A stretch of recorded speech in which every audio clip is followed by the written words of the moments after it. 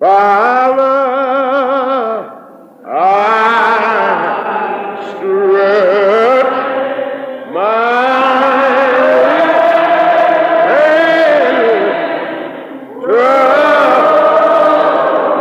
to thee. No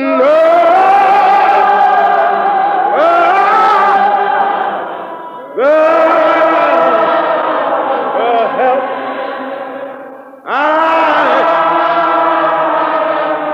if thou withdraw thyself from me, oh, whither shall I go?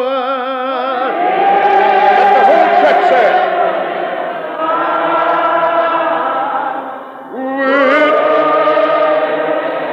withdraw thyself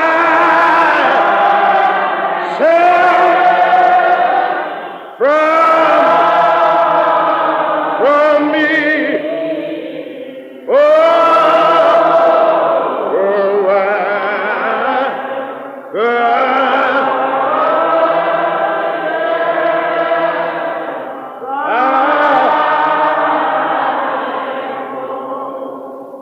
This book, in the book of Job, was designed originally to explain the problem of evil, to explain the problem of sin, or at least to consider it. For the problem of sin and the problem of evil have not been fully explained throughout life. All right. Life is still full of unanswered questions. Why do the just meet with misfortune? All right. Why do evil fall upon the righteous and the good? Amen. Why do little children die before they have tasted life really? These, along with many other questions, are perplexing and have been perplexing throughout time. Amen. And it will take only God to give us the satisfactory ultimate answer. Yes.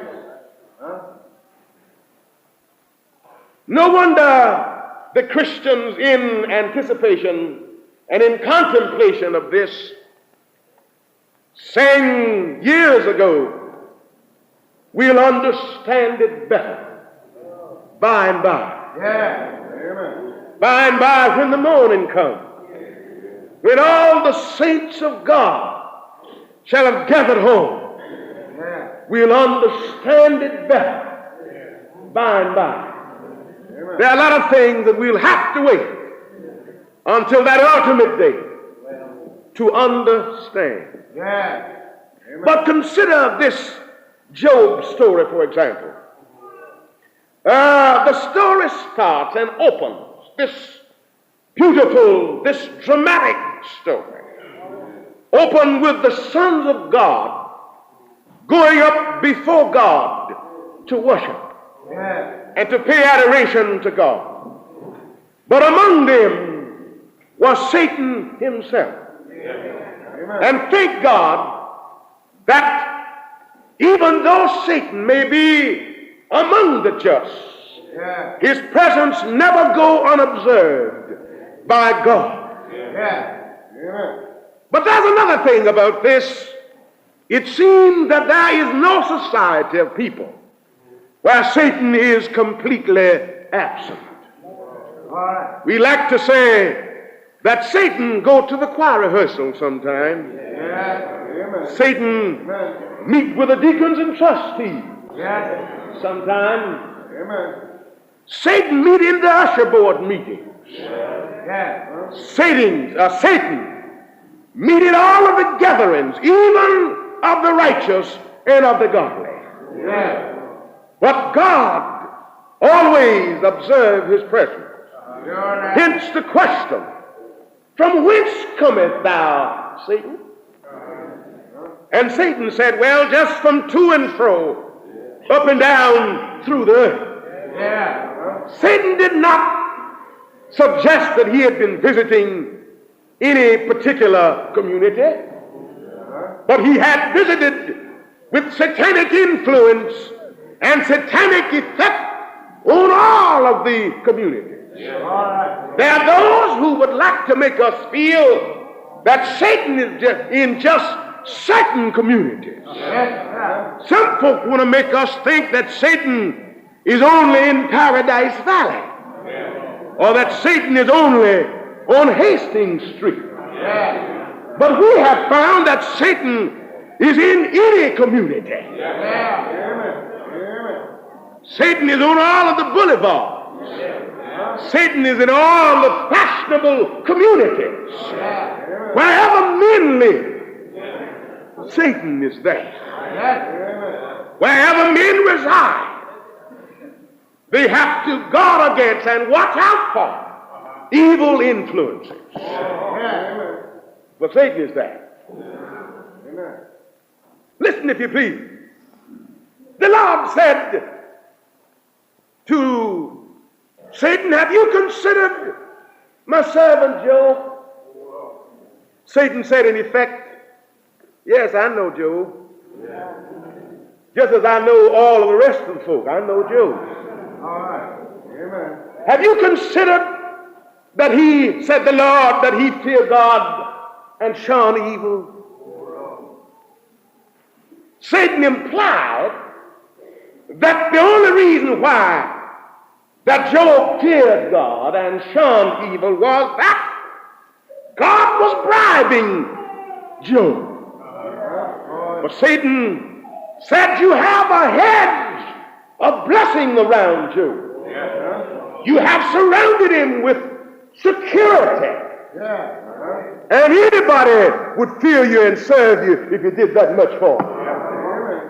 That was the implication of Satan. But the Lord knew that Satan was a father of liars, and that Satan was conniving to discredit the godliness and the righteousness of Job by saying that he was only good because he thought that the good fortunes of life that had been extended to him came from God. And had it not been for all of God's blessings, Job would not be what he was. Oh, yeah. Amen. Amen. So the Lord said, well, now, if you feel that way, try Job. All right. Go and visit with him. In fact, I will move every hedge from around him and give you the opportunity to test him. I have only one restriction. Don't bother his soul. For you see, Satan cannot violate the soul, because the soul is a little part of God. Amen. So Satan went out from the presence of God to test and try Job. First of all, he smote Job and caused souls and boils to break out from the crown of his head to the sole of his feet. And in misery and in torment, Job reveled with pain and agony. But Job held on to his faith and to his confidence in God. I don't believe you all know what I'm talking about tonight. He was shaken by this attack, but he was not shaken loose from God. When Satan returned, the Lord said, well, now, what is your answer now? What is your position now? How about Job now? But you see, there are people who are like Satan in that they do not wish to give anybody credit, no matter how good they are. They will always find some excuse to discredit the good that you do. Satan said, well, I don't know, he didn't crumble beneath the impact that was launched against him economically, or rather physically. But a man loves his wealth. Let me try him economically. Let me attack him from the standpoint of his possession. Satan went out and caused all of his cattle to be destroyed. Had servants running back to Job, saying, Job, the Chaldeans swept down upon your camels and destroyed all of them, and destroyed the servants that were keeping them. Job, all of your sheep have been destroyed. And before that one could finish, another one would say, Job, all of your camels are dead. All of your oxen are dead. A series of runners and messengers of misfortune. Before he could get adjusted to one, a new runner would run in with more bad news. Job shaved his head and rented his clothes and declared, I brought nothing into this world, and of a truth I shall carry nothing away.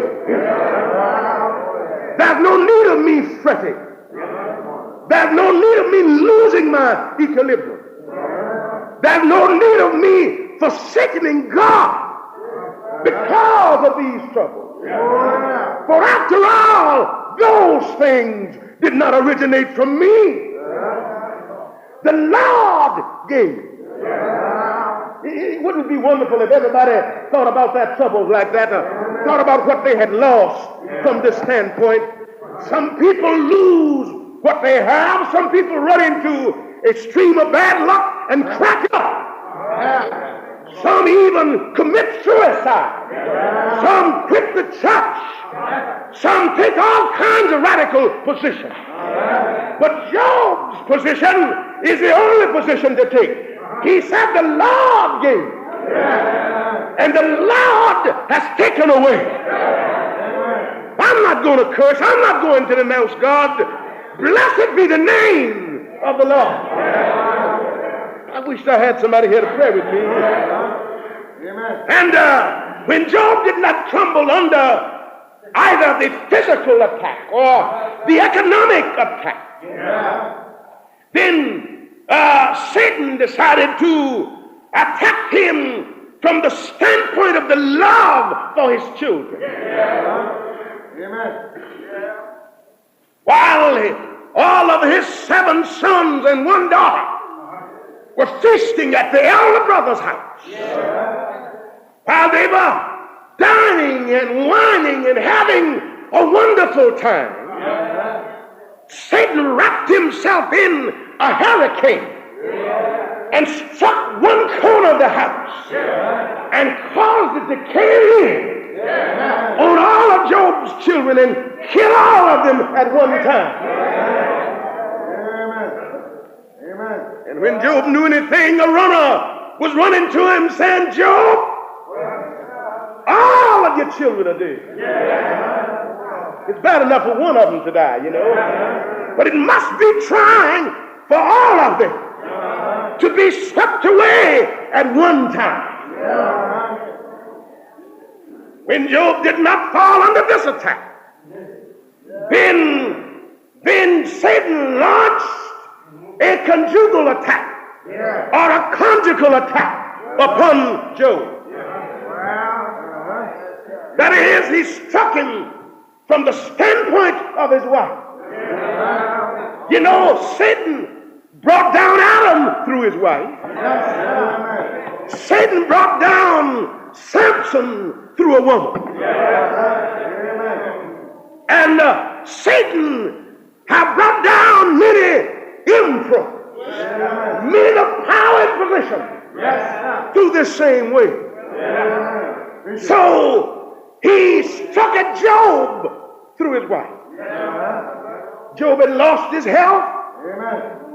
Job had lost all of his money, had become bankrupt. All of his children were dead. And possibly his wife had grown weary with handling him. And there was a current thinking that when a man met with misfortune, his God had turned against him. And hence it was only necessary, the only feasible thing to do is for the man whom God had forsaken to denounce his God. So Job's wife said to him, in so many words, Job, your God has left you. You couldn't have gone through all of this if he hadn't turned his back on you. So why don't you curse your God and die? I heard Job say, you speak as one of the foolish women. He implies here that there are many more, but she spoke as one of them. You understand me? I'm not going to curse God. I'm going to bless God. Though he slay me, yet will I trust in him. I don't understand why all of this is going on. I don't know why I'm going through all of this. But though he slay me, though he destroy me, yet will I trust him. I wish somebody would pray with me tonight. Then finally, my brothers and sisters, Satan decided a final attack on Job. And that was from the standpoint of his friends. That was Bildad and Elihu and Eliphaz, friends of Job from the east, who came riding to see Job. When they saw Job with sores and open wounds, and with those sores running, and with Job sitting out on the ground trying to mash ashes in them to stop the perfusion. When they saw him poor and povertous, when they heard that all of his children were dead, when they heard that Job had met with the grossest kind of misfortune, they sat with him 7 days and 7 nights without saying a single word to Job. And after 7 days and 7 nights, when they did decide to speak, they uttered accusing voices. They said, Job, you've been going around with a reputation for being a righteous man. And Job, you've been going around fooling people, making people think that you were a perfect man. But Job, evidently, you haven't been all that you've been cocked up to be. And you haven't been all that you've been trying to make people believe you are. But Job, if you'd been a righteous and a godly man, this wouldn't have never happened to you. You know, there are a lot of people still around, Reverend Cunningham, who still believe that if you have bad luck, it's caused by something that you've done. Some folk think if you've lost your health, great God, the Lord is whipping you. If your house got burned down and all of your clothes got burned up, they think the Lord is after you. Oh Lord, but that isn't necessarily true. Oh Lord, good people very often meet with misfortune. Good people very often have bad luck. Oh Lord, but Job was a man that the Lord bragged on. Job is the only man that God bragged about. And he had the greatest misfortune. I don't believe you're praying with me tonight. Oh yeah. And when Job's friends talked about him, when Job's friend accused him, Job decided within himself, and I heard him say, I'm going to order my case before the Lord's face. Oh Lord, Satan has tried me, and I didn't get a just verdict. Oh yes, my wife has tried me, and she didn't give me a just verdict. No, my friends, they tried me, and I didn't get justice before them. Oh Lord, I'm going to order my case before the Almighty. For I believe a righteous judge will give me justice. Oh Lord, and now Lord, I don't understand these things, and while I'm going through all of this, great God, I'm looking for you, for I want you to hold court with me. Oh Lord, I know I haven't done any wrong. No, I know I have mistreated anybody. I know I have not only put offerings on the altar for myself, but even I've put offerings on the altar for all of my children. And I don't know why I'm going through all of this, but I want you to hold court with me.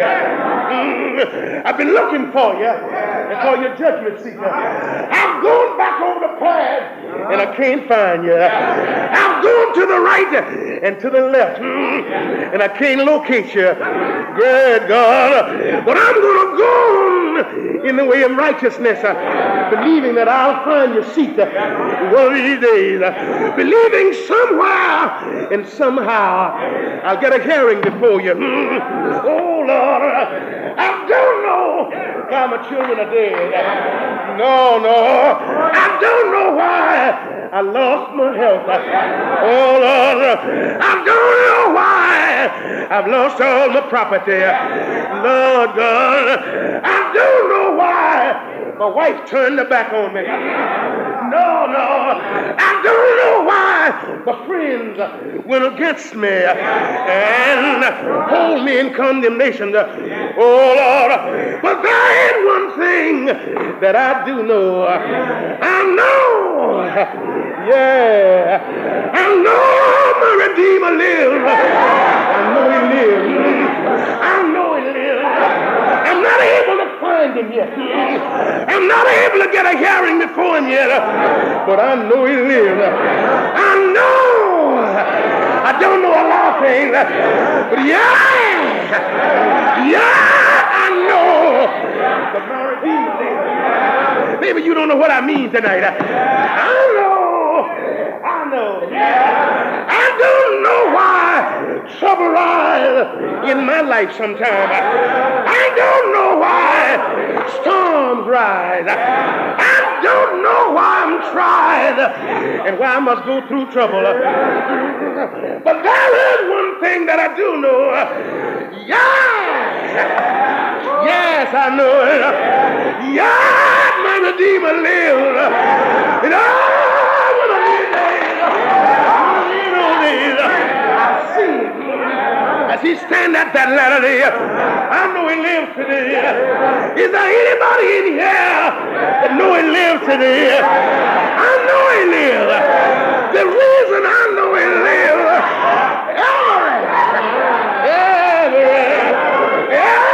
every now and then,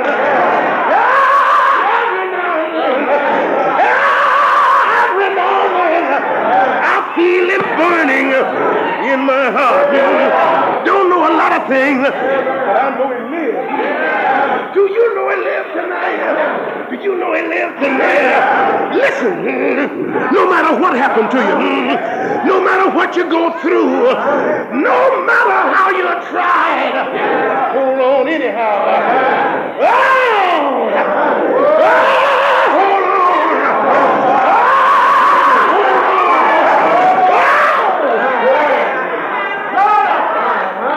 Hold on anyhow. Stand the test like Job did. Whether you understand your troubles or not, hold on to God's unchanging hand.